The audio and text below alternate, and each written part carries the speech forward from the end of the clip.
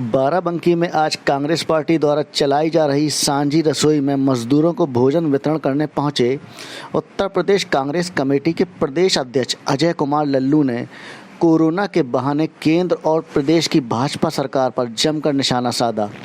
अजय कुमार लल्लू ने जहां प्रदेश सरकार को श्रमिक विरोधी बताया, तो वहीं प्रधानमंत्री राहत कोष का ब्यौरा सार्वजनिक करने की भी मांग की। प्रदेश अध्यक्ष ने सरकार द्वारा चलाई गई ट्रेनों का श्रेय कांग्रेस अध्यक्षा श्रीमती सोनिया गांधी को देते हुए कहा कि जब कांग्रेस ने पैसा दिया तो सरकार ने ट्रेन उनके दबाव में चलाई। आप यहाँ आज आए हैं और गरीबों को खाना दे रहे हैं, कांग्रेस पार्टी दे रही है। आज योगी जी ने कहा करीब 2,25,000 आदमियों को मैंने उनके घर पहुँचा दिया है। करीब 3500 के आसपास हमारे यूपी में कोरोना पॉजिटिव पाए गए हैं। क्या कहना है आप इनसे? देखिए, सरकार के झूठ के दावे के पोल स्पष्ट रूप से सड़कों पर दिखाई दे। अगर श्रमिकों के प्रति सरकार को चिंता होती तो जो हमारे श्रमिक भाई लगातार पैदल यात्रा करके, साइकिल यात्रा करके अपने अपने घरों को जा रहे हैं, यह इस बात को पूरी तरह प्रत्यक्षता के साथ साबित करती है कि यह सरकार श्रमिक विरोधी है। श्रमिकों से इस सरकार का कोई लेना देना नहीं और श्रमिकों के साथ धोखा कर रही है। जिस देश की बुनियाद को श्रमिकों ने अपने खून पसीने से सींचकर बनाने का काम किया था, आज जब उनकी बारी आई, संकट में आए, जहां सरकार को उनके साथ खड़ा होना चाहिए था, आज सरकारों ने उनका साथ छोड़ देने का काम किया है।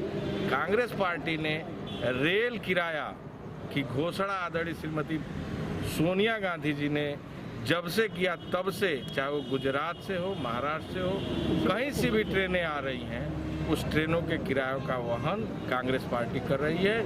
यह सरकार को पूरी तरह एक जो सरकार ने कहा और नहीं किया और कांग्रेस पार्टी ने जो कहा वो करके दिखाने का काम किया। 3 बार का लॉकडाउन हो चुका है, किस तरह रूप में देख रहे हैं इसको आप?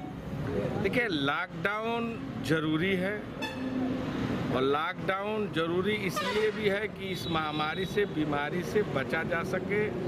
ये संक्रमित बीमारी है, लेकिन लॉकडाउन के साथ साथ जो इलाज के उचित प्रबंध होने चाहिए, जहां इस बीमारी की बड़ी पैमाने पर जांच होनी चाहिए, सरकार लगातार आंकड़ों को छुपाने में लगी है।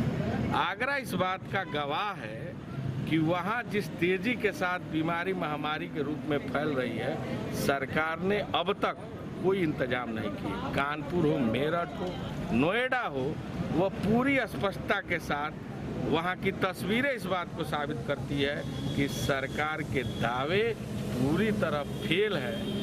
आप देख सकते हैं कि अभी आज ही एक पत्रकार साथी ने पूरी निष्पक्षता के साथ इस चीज को दर्शाया है कि प्राइवेट लैबों में जो कोरोना के जांच हो रहे हैं वो पॉजिटिव, और वही प्राइवेट लैबों से जब सरकारी लैबों में जा रही है तो हालात और स्थिति ये है कि उसे निगेटिव दिखाने का काम किया जा रहा है।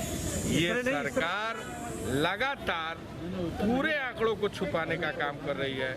इस बीमारी महामारी से इस सरकार को कोई लेना देना नहीं। उत्तर प्रदेश के लोगों के जीवन के साथ खिलवाड़ करने का काम।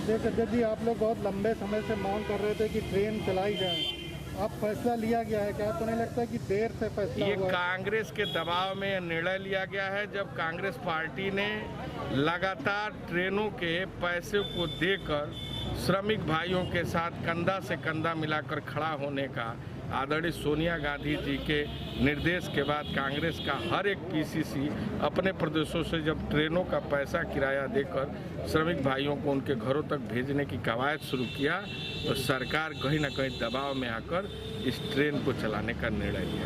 पीएम केयर फंड को लेकर काफ़ी उंगलियां उठाई हैं। इतना तो एक ही सवाल बहुत था यही। नहीं, क्या मांग करते हैं आप लोग उसके बारे में? देखिए, पीएम केयर फंड की स्पष्टता प्रधानमंत्री जी को दिखानी पड़ेगी। कितने पैसे जमा हुए, उस पैसे का क्या हुआ। आदरणीय हमारे नेता श्री राहुल गांधी जी ने सरकार से यह मांग किया है। मुझे लगता है कि अगर प्रधानमंत्री जी इस आपदा के समय में आपदा से निपटने के लिए देश के लोगों से अगर उन्होंने चंदा लिया है तो निश्चित रूप से उसे सार्वजनिक करें, उस पैसे का उन्होंने क्या किया है।